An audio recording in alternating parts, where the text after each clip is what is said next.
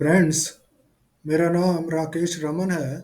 मैं एक जर्नलिस्ट हूँ और साथ में सोशल वर्क करता हूँ और पिछले कई सालों से दिल्ली में रह रहा हूँ। वैसे मैं चंडीगढ़ को बिलोंग करता हूँ। तो मैं अपनी जॉब छोड़ने के बाद पिछले करीब 12 साल से I have been running some news sites, different news sites on different topics. उस न्यूज़ साइट चला रहा हूँ और उसमें एक बहुत इम्पॉर्टेंट साइट है जिसका नाम है RMN किड्स। RMN किड्स जो है वो बच्चों के लिए है, उनके पेरेंट्स के लिए है या स्कूल टीचर्स के लिए है। और साथ में ये जो पॉलिसी मेकर्स हैं, जो एजुकेशन की पॉलिसी बनाते हैं, उनके लिए भी ये हेल्पफुल है। तो इस साइट के ऊपर मैंने कुछ अपनी जो बुक्स लिखता हूँ, मैं साथ में बच्चों के लिए बुक्स लिखता हूँ जो हैं, और उसमें एक बुक है जिसका नाम है Raman's tactile series knowledge stories for children.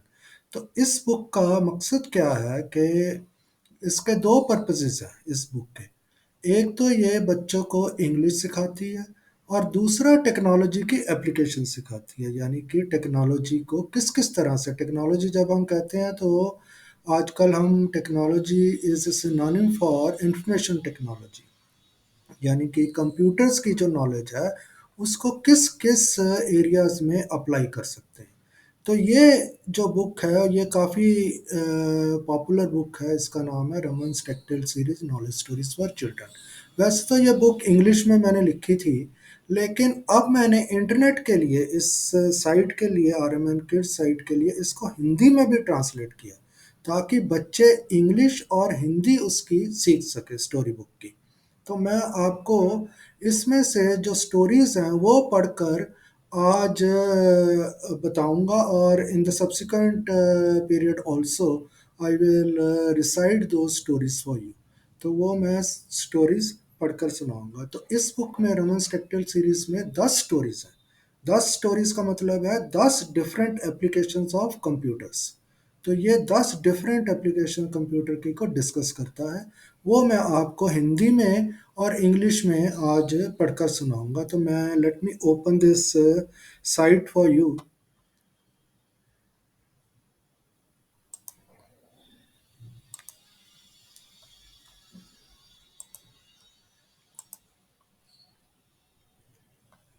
तो I hope you are able to see this book now. तो ये RMN किड्स साइट है, इसके ऊपर ये स्टोरी बुक है। तो इसमें मैं अभी आपको बताता हूँ कि ये थोड़ा सा इसकी इंट्रोडक्शन दी गई है। पहले मैंने इंट्रोडक्शन थोड़ी सी दी है कि किस किस तरह की स्टोरीज हैं और किस किस तरह के बच्चों को ये यूज़फुल होंगी, और इसकी और एप्लीकेशंस क्या हो सकती हैं बुक की। और अब इसमें ये 10 स्टोरीज हैं। तो पहले मैं ये पहली स्टोरी खोलता हूँ जिसका नाम है द फ्लाइंग लेटर, उड़ता हुआ पत्र। तो इसको मैं पहले खोलता हूँ।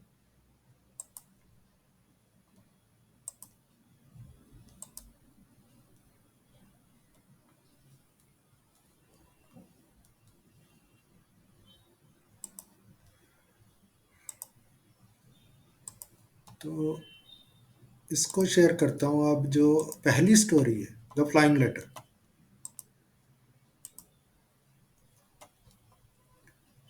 तो अभी ये फ्लाइंग लेटर जो बुक है ये आपको अपनी स्क्रीन के ऊपर नज़र आ रही होगी, द फ्लाइंग लेटर। तो अब इसमें बुक में ये स्टोरी है।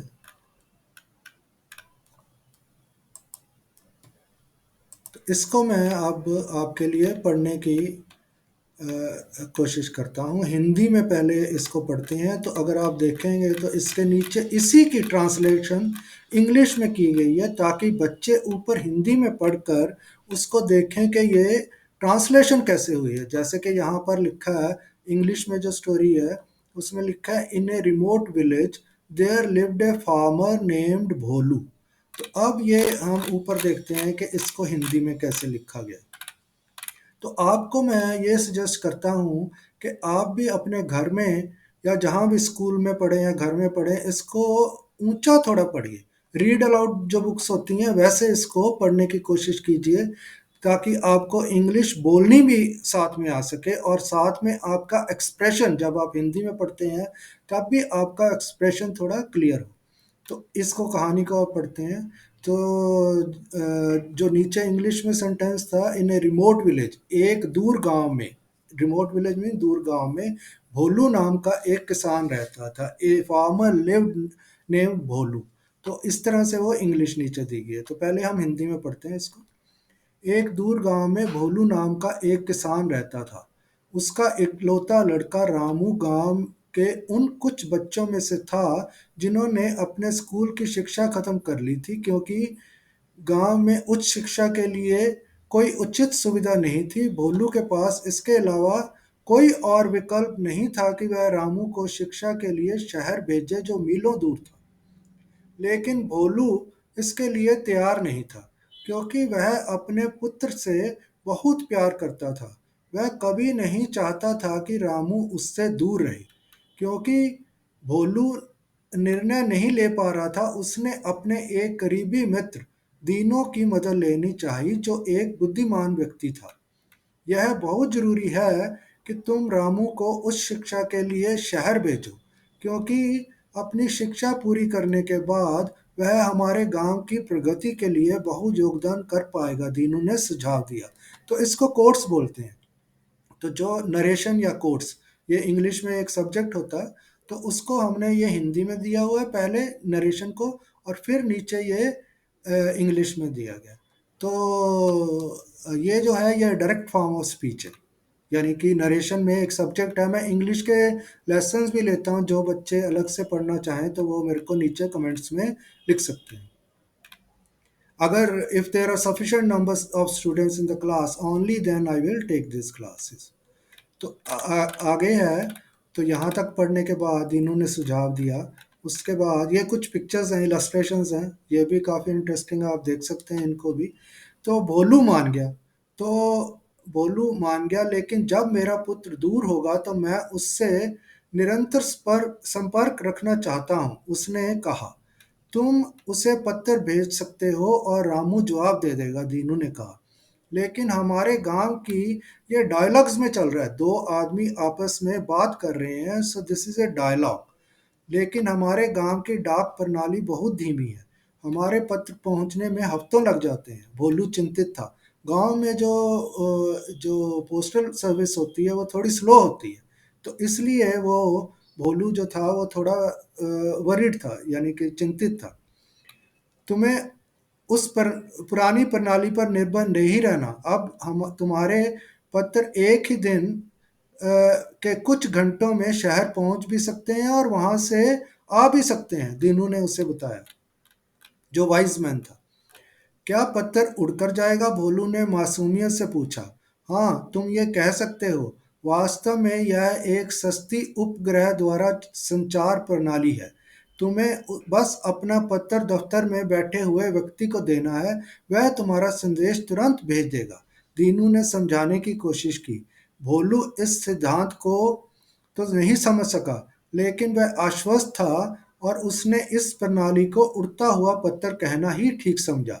इस तरह से उसने रामू को आगे की शिक्षा के लिए शहर भेजा और उसके साथ उड़ता हुआ पत्र सेवा के द्वारा निरंतर संपर्क बनाए रखा। तो इसमें टेक्नोलॉजी, जो मैंने आपको बोला है कि ये टेक्नोलॉजी की एप्लीकेशंस के ऊपर स्टोरीज हैं, तो इसमें टेक्नोलॉजी कौन सी यूज़ हुई है? वैसे तो इंटरनेट से आप अपना पत्र जो है, चिट्ठी है या लेटर है, वो एक जगह से दूसरी जगह भेज सकते हैं। लेकिन अभी भी कई गांवों में, इंडिया में या इंडिया से बाहर जो गरीब देश है, वहाँ पर ये इंटरनेट की सुविधा नहीं है। लेकिन वहाँ पर जो सैटेलाइट है, जो सरकार के द्वारा सैटेलाइट लॉन्च किया होता है, उसके द्वारा आप ये इंटरनेट को यूज़ कर सकते हो और एक जगह से दूसरी जगह पर अपना कोई भी कम्युनिकेशन जो है उसको वो भेज सकते हो। तो ये ऊपर दिखाया गया है कि ये जैसे, ये this is an office boy who is sitting in front of the computer, and this person Bholu is or other people who are in the queue, they have these letters in their hands and trying to give it to this office person. तो वो computer use करके एक जगह से जो वो address दूसरी जगह का देंगे, वहाँ पर वो उनकी चिट्ठी पहुँचा देगा। तो ये इसको हिंदी में अभी मैंने पढ़ा, तो अभी इसको इंग्लिश में पढ़ते हैं। तो आप भी इसको इंग्लिश में घर में ऊंचा पढ़िए। इस साइट का लिंक और जो और रेलेवेंट लिंक्स हैं वो मैं नीचे इसके वीडियो के दे दूंगा, तो आप उनको पढ़ सकते हैं। और उसको क्लिक करेंगे तो ये आपके पास स्टोरीज खुल जाएंगी। तो अब इंग्लिश में, in a remote village there lived a farmer named Bholu. His only son Ramu was among the few children in the village who had completed their schooling. ये बिल्कुल जो ऊपर हिंदी लिखी है उसकी ट्रांसलेशन है। तो आपको धीरे धीरे ये पता चलेगा कि हिंदी को आपने इंग्लिश में कैसे लिखना है।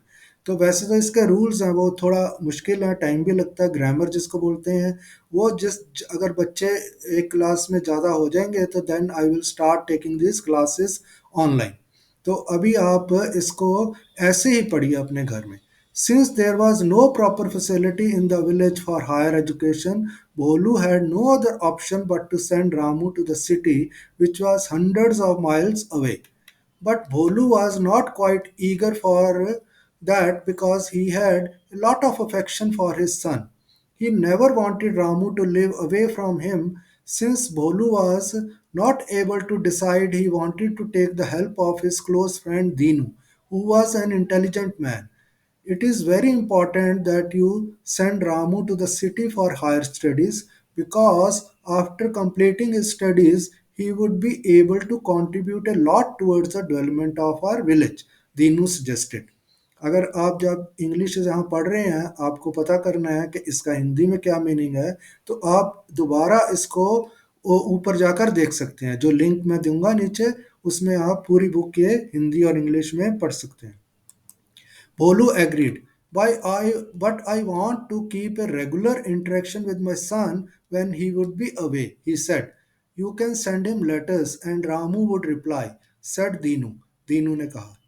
But the postal system in our village is very slow. It takes weeks for our letters to reach the city, Bolu was worried. You don't have to depend on that old system. Now your letters can reach and come from the city within a few hours on the same day, Dinu informed him. तो अब ये dialogue English में है, तो ये narration इसको बोलते हैं इंग्लिश के सब्जेक्ट में। तो आप ये ध्यान से पढ़िए और सीखिए इसको। Will the letter fly? Bholu asked innocently. Yes, you can say that actually it is an inexpensive satellite based communication system. You have to just give your letter to the person who sits in that office. He will send your communication instantly. Communication means कोई भी letter है या कोई बोलकर भी बताता है, तो वो जो ऑफिस बॉय है वो उसको भेज सकता है एक जगह से दूसरी जगह पर। Dinu tried to explain. Bholu could not understand the concept, but he was convinced and preferred to call it a flying letter system. Thus, he sent Bholu to the city for his further studies and kept a regular contact with him using the flying letter service. तो इसमें technology जो use हुई है, technology is satellite communications. Artificial satellites are use, वैसे तो satellite कोई भी हो सकता है, लेकिन आर्टिफिशियल सैटेलाइट्स आपने देखा होगा कि वो मैसेजेस को कन्वे करने के लिए गवर्नमेंट जो हैं डिफरेंट कंट्रीज में लॉन्च करती हैं। ठीक है, वो वेदर की भी वो इंफॉर्मेशन देता है, मैसेजेस को भी एक जगह से दूसरी जगह भेजता है, और वो बताता है कि कहाँ पर ये कहीं फ्लड आने वाला है या कहीं और कोई ऐसा नेचुरल क्लैमिटी है आने वाली है, तो वो सैटेलाइट्स बता सकते हैं। Artificial satellites are used to send and receive messages on different parts of our planet Earth.